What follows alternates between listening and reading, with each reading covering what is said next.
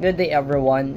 So today we're diving into an important and practical area of English language teaching known as English for Specific Purposes, or ESP.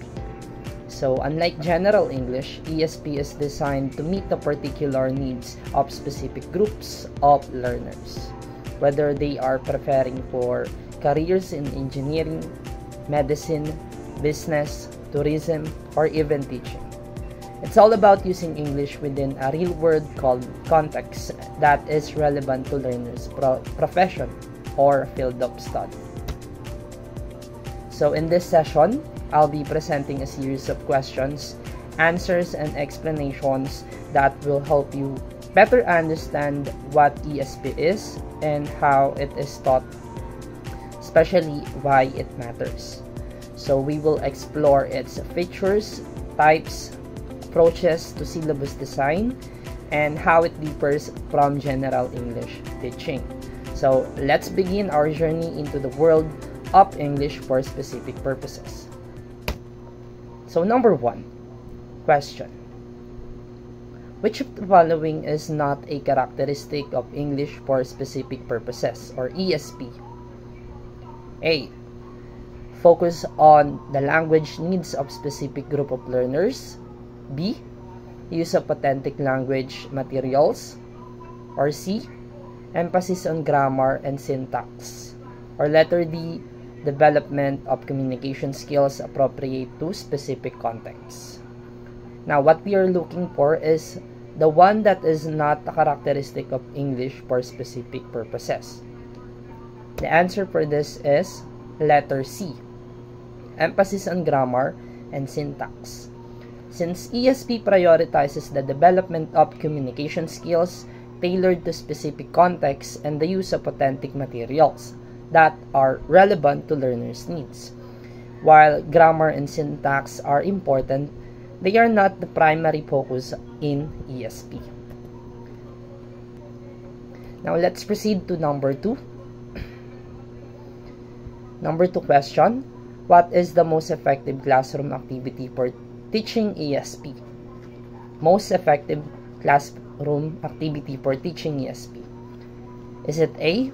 Reading a general English language textbook? Is it B. Watching a movie related to the learner's professional or academic context? Is it letter C. Conducting a role play or simulation activity related to the learner's professional or academic context? Or letter D. Is it memorizing grammar rules and vocabulary list? The answer for this is letter C. Conducting a role play or simulation activity related to the learner's professional or academic context. Now, you have to understand that role plays and simulation they provide learners with practical experience in using language specific to their fields, of course. It focuses on enhancing their communicative competence in real-life situation. Now, letter A, reading a general English language textbook. It is actually not effective activity because it focuses on general English. What we are talking about right now is the specific use of language to specific area or profession.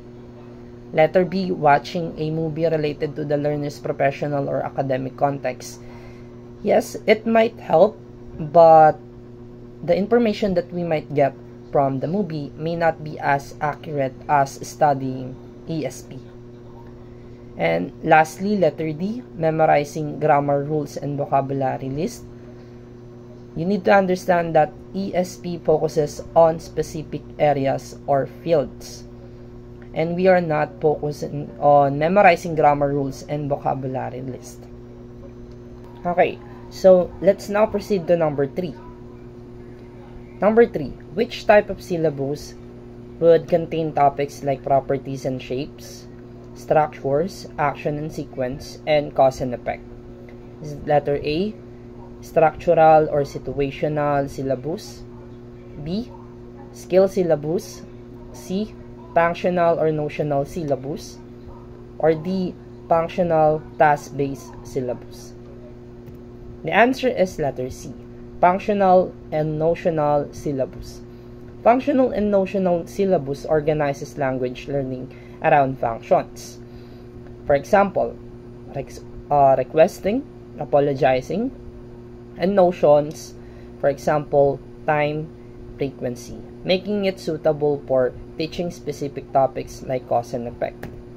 At this, we cannot use structural or situational syllabus because structural syllabus, it is known as a grammatical syllabus. It is also a product-oriented syllabus. It is based on grammatical structures that are often graded according to complexity. While skill syllabus, of course, it focuses on skills. What we are focusing on right now is the language in certain contexts. We cannot also use functional or task-based syllabus because task-based syllabus, it is an approach that focuses on the task. While notional or functional and notional syllabus, it is a syllabus in which the language context is organized according to meanings which the learner needs to express. It focuses on certain meaning or how it is used or how it can be interpreted in a certain situation. Okay, let's now proceed to number 4. Which category of ESP does English for teachers belong to? Is it A, English for occupational purposes? Is it B, English for academic purposes? Is it C, English for vocational purposes? Or is it letter D, English for business purposes? The correct answer is letter A, English for occupational purposes. So EOP focuses on language use in professional settings. Since teaching is a profession, English for teachers falls under this category.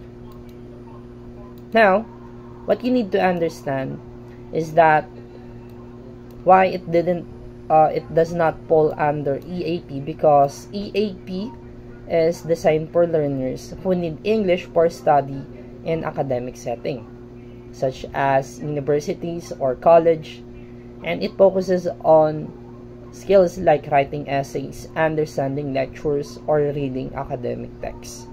So, it's incorrect because English for teachers is meant for their professional use in the classroom, not for studying in academic program. It is not also English for vocational purposes because teaching is considered a professional occupation and not a vocational or manual trade. Therefore, English for teachers does not fall under EVP. And of course, even though teaching might involve some communication skills similar to business, the primary goal for English teachers, or the primary goal of English for teachers, is classroom instruction and educational communication and not business. Okay, so let's now proceed to number 5. What is an appropriate approach for developing an ESP course syllabus? Is it A, starting with the standard English language syllabus and modifying it to suit the learner's need? Is it B, asking learners to provide input on topics and language skills they would like to focus on? Is it letter C, using a needs analysis to identify the specific language needs and goals of the learners? Or is it letter D, developing a syllabus that covers a wide range of language skills and topics? The correct answer is letter C, using a needs analysis to identify the specific language needs and goals of the learners. So a needs analysis, as you may all know, it helps in tailoring the syllabus to address the specific requirements and objectives of the learners, ensuring the relevance and effectiveness of the ESP course. Okay, so therefore, starting with the standard English language syllabus, it does not really help or suitable to find the needs of the specific profession. We cannot also ask the learners to provide input on topics and language skills because it will not be effective because we have different set of learners, even though they have a specific profession.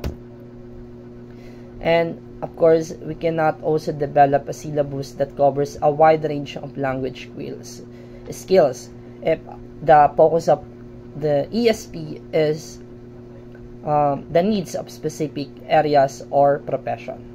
Now let's proceed to number 6. So which of the following is an example of a course for English for occupational purposes, or EOP? So English for counseling.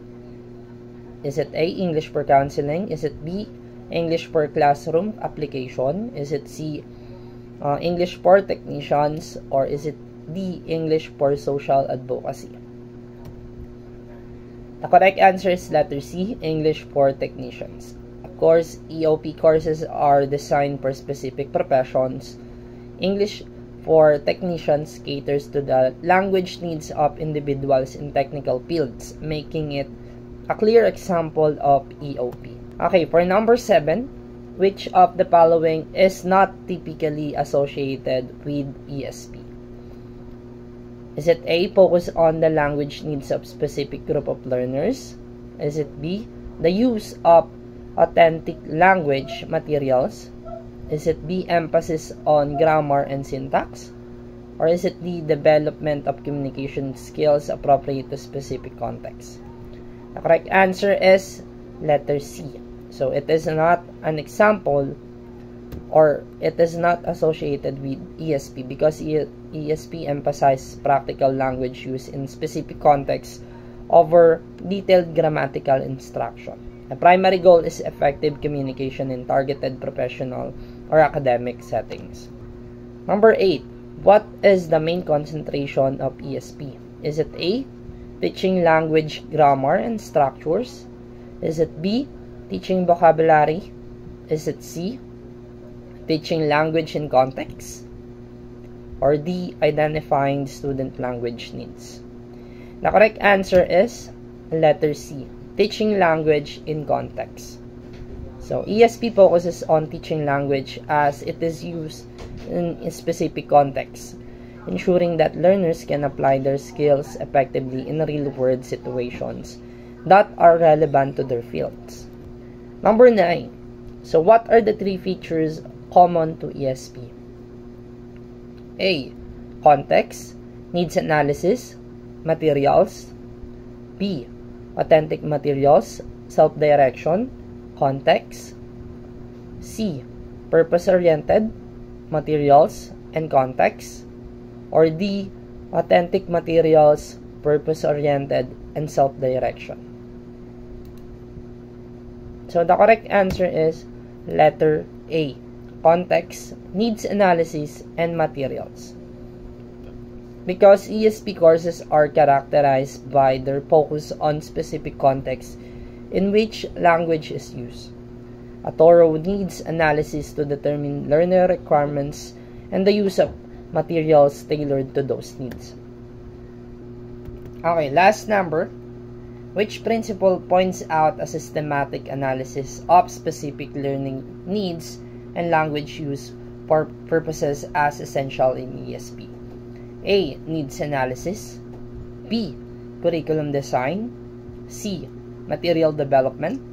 Or D, assessment and evaluation. So the correct answer is letter A, needs analysis. Because needs analysis is fundamental in ESP as it identifies the specific language requirements and objectives of learners, guiding the development of course content and materials. So that wraps up our session on English for specific purposes. I hope this helped you see how purposeful and practical ESP is in equipping learners with the English skills they truly need in their specific professions or academic fields. Whether it's writing report for businesses, or communicating with the patients, or navigating technical manuals, ESP makes English learning targeted, efficient, and meaningful.